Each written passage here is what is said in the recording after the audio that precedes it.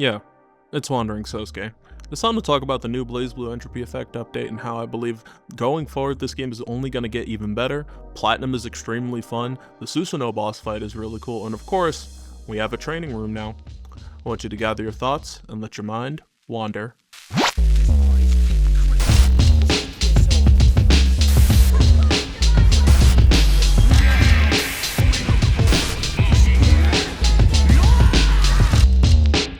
So let's start with Platinum. For those of you who don't know any of your Blazblue lore, don't worry, I got you. I'm gonna break it down real quick. Platinum is an artificial body housing two souls, one of a child named Luna and the other of a child named Senna, and the weapon they're holding is the Nox Nectaris Muchorian, which houses the spirit of one of the great heroes, Trinity Glassville, as well as one of the great sages of a place known as Ishana. Just thought I'd break down the Blazblue lore. I love my Blazblue lore, that's my shit. Anyways, let's talk about Platinum and Sun.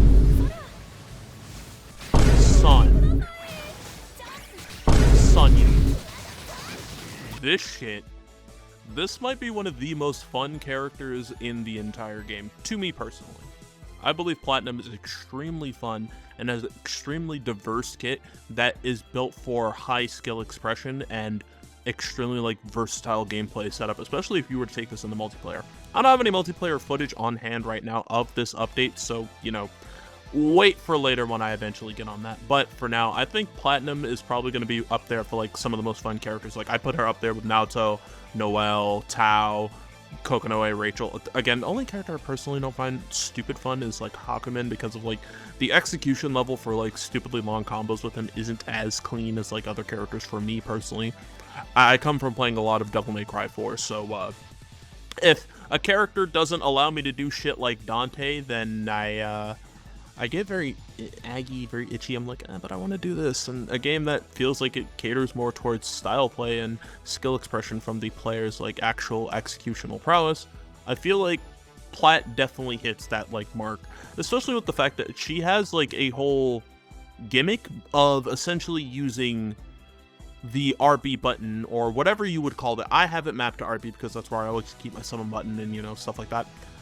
It essentially allows you to switch between what is normally the randomly generated options you get, because you get three. You have pink, blue, and green. No, it's yellow. Pink, blue, and yellow. You get pink, blue, and yellow, and then after that, you get an alteration to your attack chain normally. But if you get the potential that then allows you to pick it at will, you can start style switching mid-combo.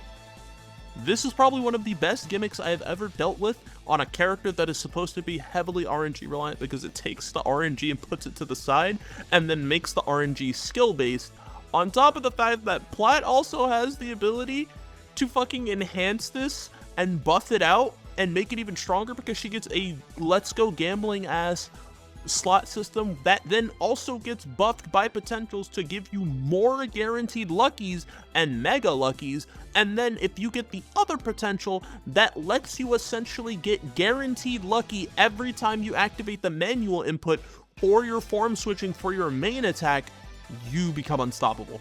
You can start comboing into anything and everything.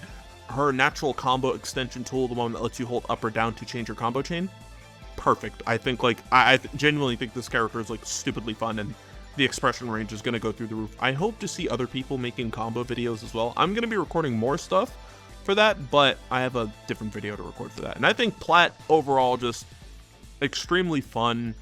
The high skill ceiling and player expression of how you want to go about it, all there. Also, I forgot to mention, Kira Typhoon has 100% invincibility off of two different potentials. So you can just kind of skip a lot of boss fights for fun, just because. And I think it's really fucking cool. I think Plat was the best choice, honestly. I was expecting Lychee or Izalele, but no. This little gremlin is actually really fucking fun. And it low-key turns me around on how I feel about fighting them in BB Tag. Just a little bit. I do hate fighting them in BB Tag the most, because, good lord, the options and privilege they have in that game is insane. But that's all I really have to say about Platinum. Now let's move on over to the next big piece of this update, and that is the revamp to Takehaya Susanoo's boss fight.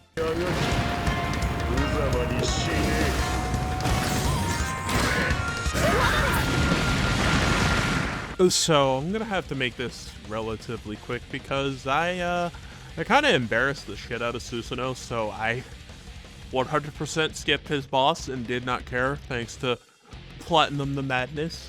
It was kind of crazy to see, realistically. Like, I didn't think this boss fight would go by that quickly, but yeah, Susanoo gets an entire new boss fight in which he takes over the role as one of the 2 ending paths you can get at the end of an extreme run. Izanami is still there, but you can also choose to fight him instead, and his boss fight does feel relatively similar. Granted, some attacks are changed and the pattern and frequency of them are very different, but overall the build-up is very palatable and very fucking cool. Like, bro, this fucking build-up to this fight makes you feel like you're about to fight the hardest fight in the entire game.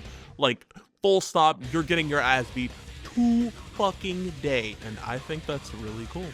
They want you to feel like Susanoo is a huge threat, because I feel like he's been undermined ever since Izanami and the extreme mode has been introduced. Ever since that point of going above 50 entropy, you don't really fight Susanoo anymore. You don't fight him anymore.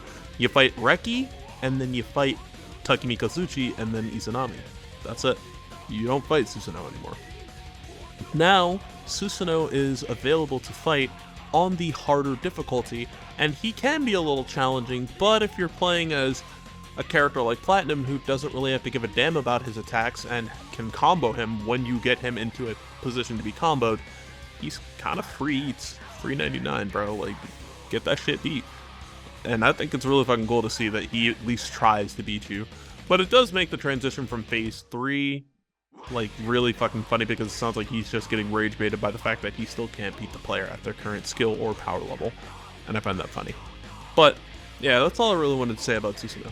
I think overall the fight is much better, but it's still not difficult. It's just, if you get too lazy, you take a shit ton of damage, but if you just pay attention, you'll steamroll him no problem. Now, let's get on to the addition of training mode, and of course, what comes with the future and their roadmap, and what I would like to see. Last Girona! Sorry about that, little guy. So, we're gonna chill out for a second. I think we've gotten all the high energy out of our system over here at Wandering Sosuke, Wandering Verse, whatever you want to call me. And I want to like just chill out for a second and talk about the fact that we have a training room now.